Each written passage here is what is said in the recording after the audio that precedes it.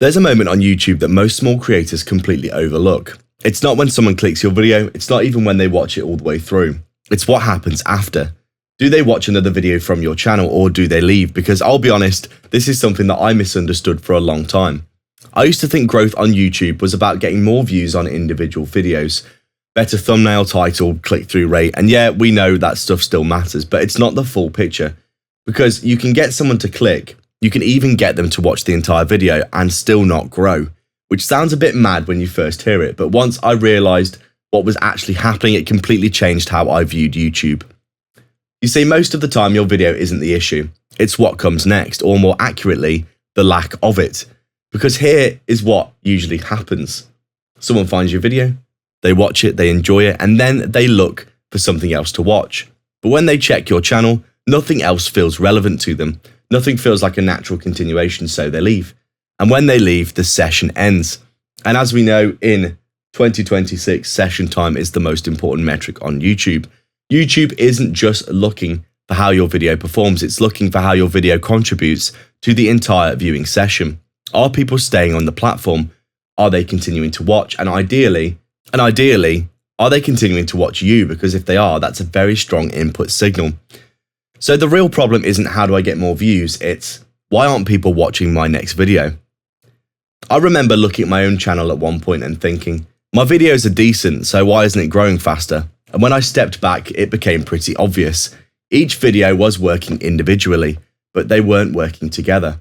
It was like making episodes of a show, but every episode was about something completely different. No continuity, no reason to keep watching. And once I saw that, I couldn't unsee it. Here's something I started doing that changed everything. After I finished a video, I'd ask myself, if someone watched this, what do they want to watch next? And if I didn't have a clear answer, that was the problem, because if I don't know what the next video is, how is the viewer going to know? And are they even going to watch at all? Most small creators have what I'd call a content gap, the space between videos, where there's no clear connection. And that gap is where you lose people every time. You might get the click, you might get the watch, but you don't get the continuation. And without continuation, there will be no momentum for your channel. I think a lot of this comes from how we approach content these days. We think in terms of ideas. What video should I make? What topic should I cover? But YouTube doesn't really reward isolated ideas anymore. It rewards connected experiences.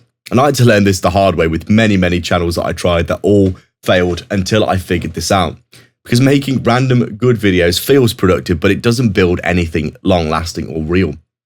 So instead of thinking, what is a good video idea, start thinking, what is the next step for the viewer?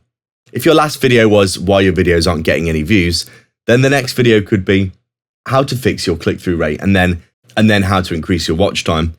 Now you're not just making videos, you're building a journey. And journeys keep people watching. You see, when videos connect like this, retention doesn't just happen inside the video, it happens across multiple videos. Someone watches one and another, and suddenly your channel is generating good session time, not just individual views. And that's when the algorithm will start paying attention to you. And this is something I've been trying to implement more myself. Before I'd finish a video and then I'd just move on, but now I think about the next 3 or 4 videos before I even do one. Not perfectly, but just directionally, because I want every video to feel like it belongs to a set, to a library. Something that people could binge. Obviously, you want people to binge. Session time grows your channel. I want everything to feel like it has a place. And I've noticed the difference, not just in views, but in how people engage.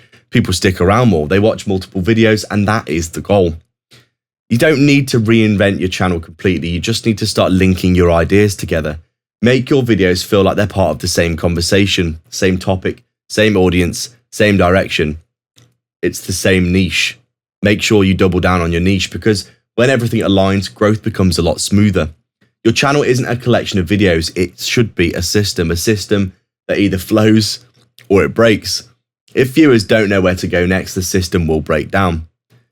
You see, a lot of creators hit this plateau. They improve their thumbnails, they improve their editing, but growth still feels slow for them, and usually this is why. Because they've improved their entry point, but they've not improved the experience after, and YouTube cares about them both a lot now.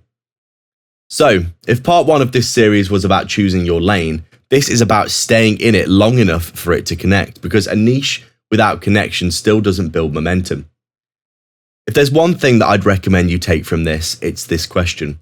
What does my viewer watch next? If you can answer that consistently, you'll naturally start building a channel that people binge. And when people binge your content, that's when YouTube will really start pushing your videos. And in this next video, I'm going to show you exactly how to structure your channel so that it happens automatically, because once you combine clear niche connected videos and a system that keeps people watching, that's where small channels will start to grow very quickly.